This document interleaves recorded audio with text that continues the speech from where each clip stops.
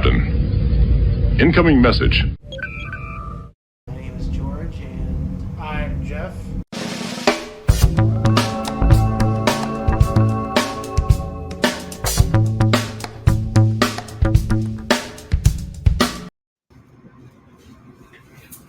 hey everybody. So if there's anything that was really good this week, it was this week's episode of Picard. I am absolutely impressed with what I've seen in this episode. A lot of suspense has been lifted.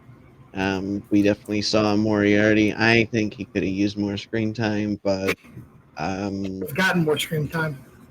yeah. Well, so anyway, let's start with Moriarty because that was a good place. It's a good place to start. So the thing that I noticed about Moriarty is like he was challenging Riker and Worf and Raffi, mainly worried about Riker, and he kept playing these notes on the station like it was a challenge, and it was very specifically a song. And as soon as he realized that Riker realized what song that he was trying to play and caught that, and Riker played the rest of the song back to him. And so at the end of the tune? Yeah, like, so if he was really trying to keep Riker away, then he would have continued to pursue him. If you notice, Moriarty stopped as soon as he realized that Riker was really Riker. Like, because Moriarty was definitely smart enough to know about the changelings. Oh, yeah, I'm sure. Because he's probably access to at least Data's memory banks. Yeah, he might be a villain. He might be somebody that was, not, like their favorite person, but he definitely knew that Riker and Worf showing up with this stuff going on and letting him have access. He not only stopped pursuing those two or those three, he opens the door. So like there were some clues too, like there were crows because we knew Data dreamed of crows, and that particular tune was the song that when Riker met Data on the holodeck in season 1 of The Next Generation. And so they actually played that scene where he's coming onto the holodeck, he's walking across the stones. We see Riker before he's got his beard. This is, they pulled this clip right out of, season 1 of Next Generation, and they show where he's, whistling that song. And so, I mean, Moriarty was definitely the AI of the station, and I think I called that before, and like that was awesome seeing that. He's definitely like a good AI, and yeah. So the fact that he knew that something was wrong enough that he knew that letting Riker and Worf do their thing, because he already knew these two. He already knows that even though he was a pain and they were a pain in his ass, throwing him in that bottle. But also, it wasn't just a copy of Moriarty; it was actually Moriarty. Like, so wherever wherever that little data thing that they packed his program onto, and they sent him off into space, clearly got recovered, and Starfleet decided to use it because it was a very Moriarty's good at what he does. Yeah, he's very, very, very methodical and very thought out in every move that he makes. Yeah, so there was definitely a lot of stuff that was in this episode that's worthy of mention. So the next thing that I'm gonna we get confirmation that Vadic is in fact the changeling, because we see that when she's interrogating Riker, she shapeshifts. She kills her cohorts and then shapeshifts back into herself.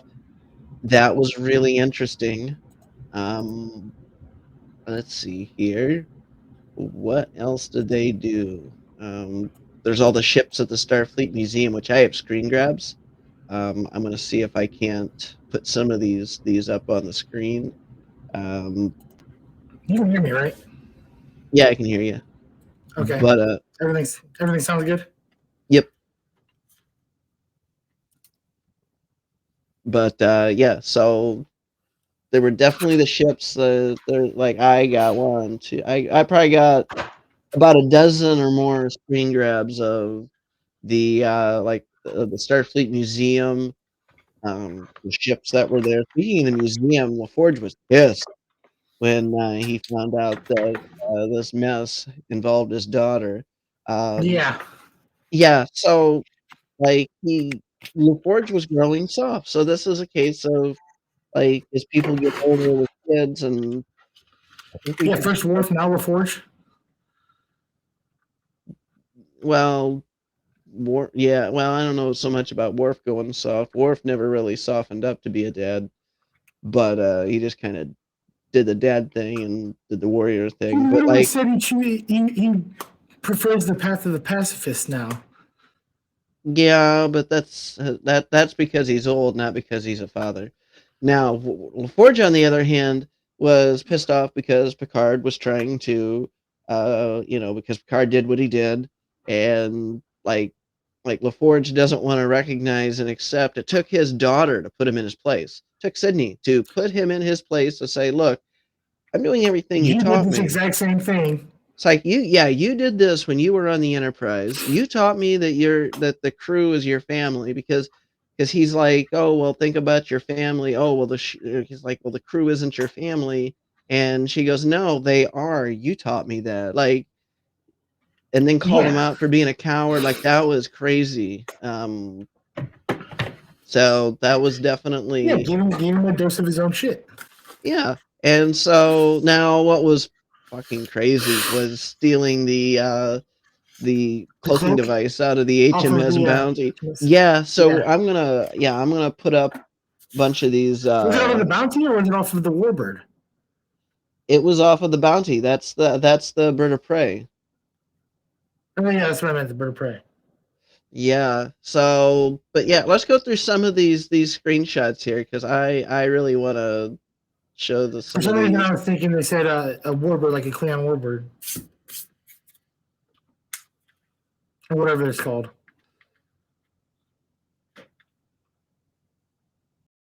Yeah. Hello? So I am working on sharing this. So there we go. So these are. So in this screen grab, we got both the Constitution 2 class and the Constitution 3 class. Basically, you over there snorting coke? No, allergies. Okay. I got a piece of cashew stuck in the back of my throat. Oh shit. But yeah, so we got two different Constitution variants, both Kirk's old ship and the Titan, which I thought was kind of funny that there was conveniently this unused ring. Yeah. And yeah. Anyway, so the next one here. So this one was really big. So we got the D7 Klingon cruiser, which was also used as a Romulan ship in the original series. But in the back there, if you pay attention, that's the NX class refit. That's the Columbia class. Oh, I didn't notice that. So if you look on the bottom, yeah, it's got the engine pod that we never got to see. So this was going to be season 5 of Enterprise had we gotten season 5, but we got Jude out of that. Speaking of Enterprise, do you think they're going to try to refire that? Yeah, that's never coming back. So there's the Defiant. So that was interesting. So I thought it was nice that when they played the Defiant, they played the DS9 theme a little bit when they popped the Defiant. Yeah. And so that was really cool. So we're literally seeing all these classic ships from pretty much from the Star Trek throughout, from start to finish. Oh yeah. So there's the Enterprise A by itself. That And so in this scene, it was so a lot of these screen grabs are from Seven and Jack talking about how they, Yeah, even they the were ships talking and about the ships, and so like this how was Jack apparently, she thought Jack hated Starfleet and yeah, and then come to find out that he loves this spaceships. was Jack's favorite ship. Yeah, he likes ships. He's always liked a good starship, even if he never really thought much of Starfleet. That was even before he found out who his dad was. So I mean, but the ships. It's like, you know what? And I think that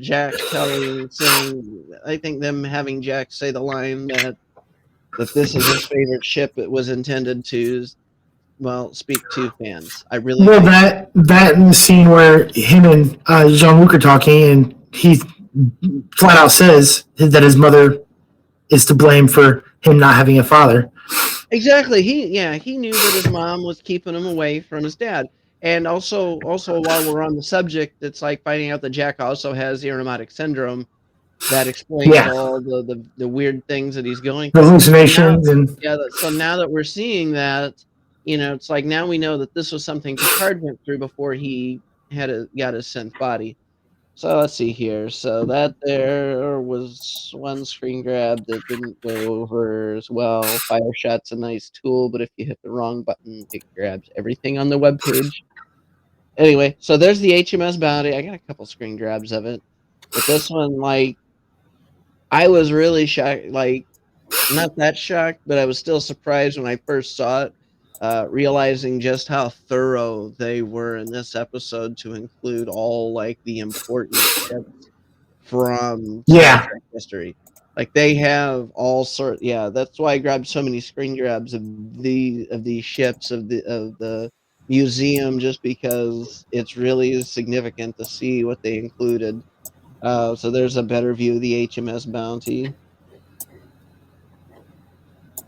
And through that, and what I thought was interesting is they're looking through that ring right there. It kind of reminds you of like the view from Deep Space Nine. yeah. DS9 always had those rounded windows. So there's they call that, so that one's the New Jersey, but that's because they couldn't have used the original Enterprise, because remember that ship got refit. Oh yeah. So that was refit, that, and then it got destroyed, and then the redesign, that was the rebuild that apparently it's not like canon as much as I thought it was, but I'm still pretty sure there is, where the USS Yorktown became the Enterprise A, which if you look at like this like Star Trek history, they only had the Enterprise A was only in service for like 6 years before they just decommissioned it and put out the B. Yeah. But anyway, so there's a really good screen grab of them right at the start of that conversation. That was actually really hard to grab, by the way, because it's such a split second. And there's lag and fire shot, but I definitely got that one after much cussing. So let's see if we can see. So there's the D7, there's the NX. In this view, you Yeah. can't see that it's got the engine pod. That's kind of pixelated. Um, There's the New Jersey. There's the Akira class.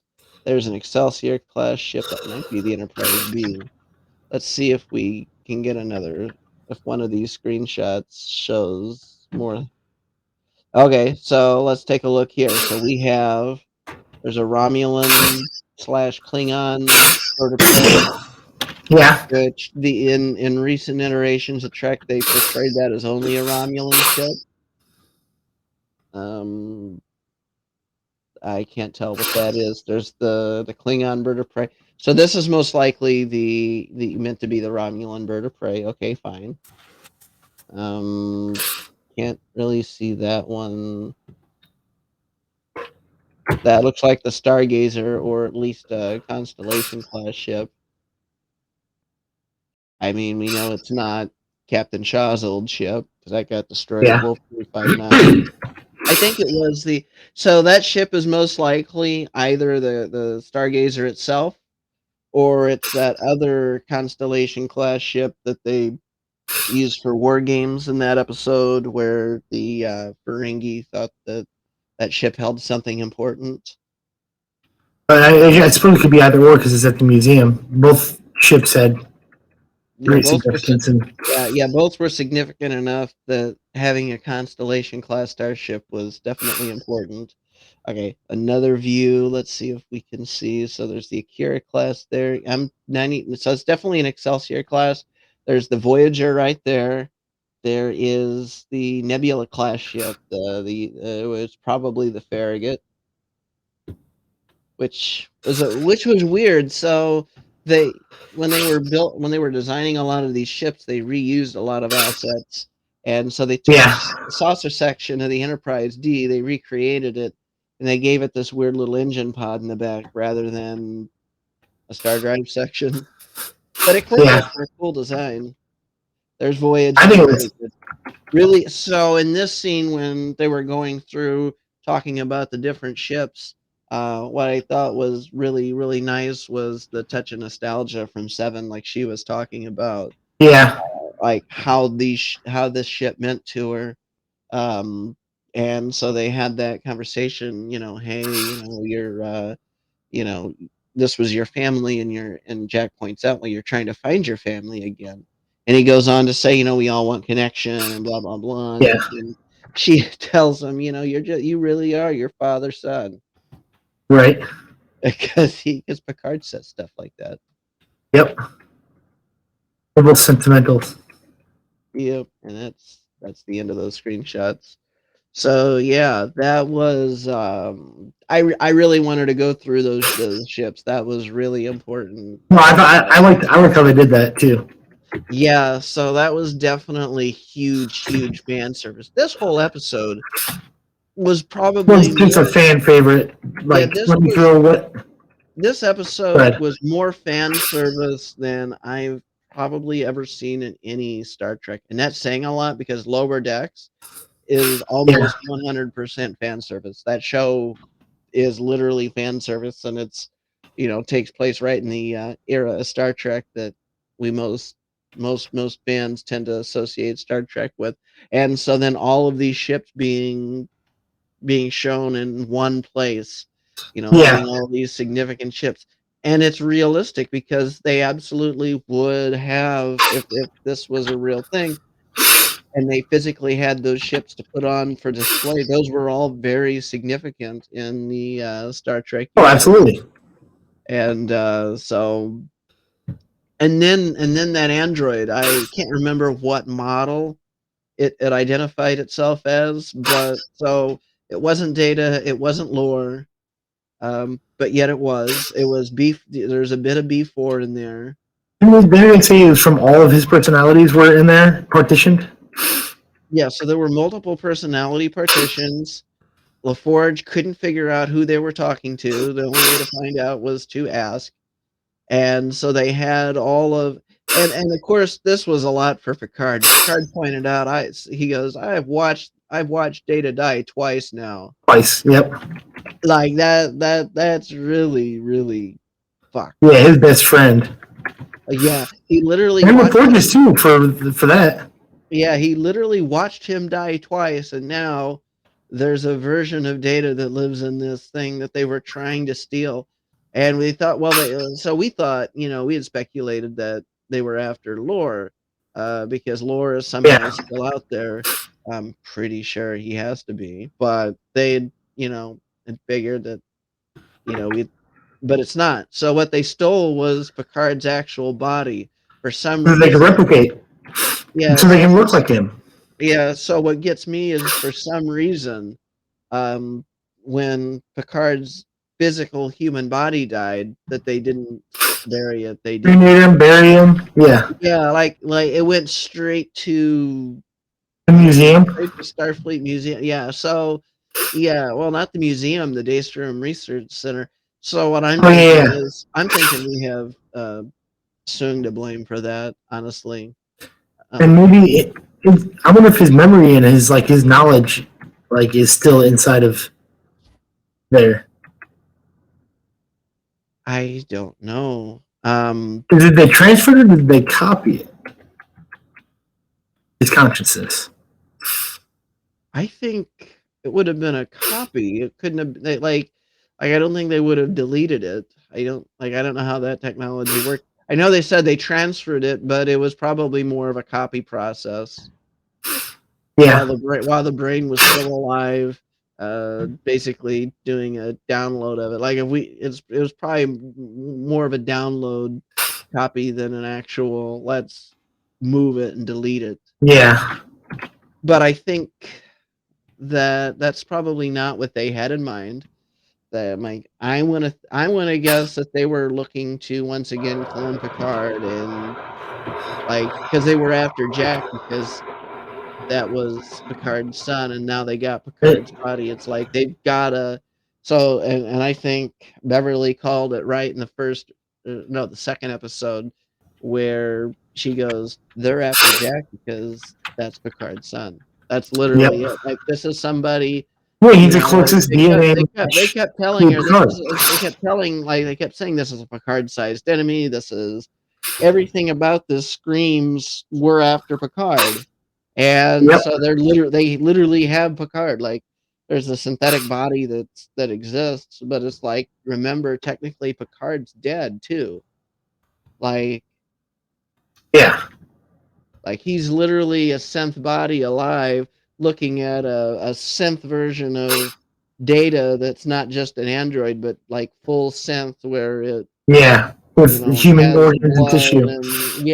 and and the gift of age like he literally like Inigo Soong had completed his father's work and made as close to human of an android as could be possibly made using the best of the technology that he's created. And so yeah, that's what well that's and then so other highlights from this episode, Riker getting Getting the band captured. back together. Yeah, Riker getting captured, and right at the end we see Deanna, or is it Deanna? Or is it a changeling? Like we're gonna find out because Riker's gonna know how to tell if his telepathic wife is really there. And but at any rate, I think we're gonna cut this short. I'm still dealing with this headache, and I've got to get off here. But we're gonna post this. I'm gonna post this. Like this is at 3:45 a.m. Central Time. So this is gonna go live. So by the time y'all see this, it'll be about 6:30 p.m. And then you'll be able. We're gonna actually have a live show tomorrow at some point, and once we get that time worked out, so that way we can talk about Star Trek and Star Wars, and then whatever else that we have, and it'll just be more like a live hangout. And but yeah, so anyway, hope y'all enjoyed this new format, and I'll see you guys next time. Yep. Have a good one, guys.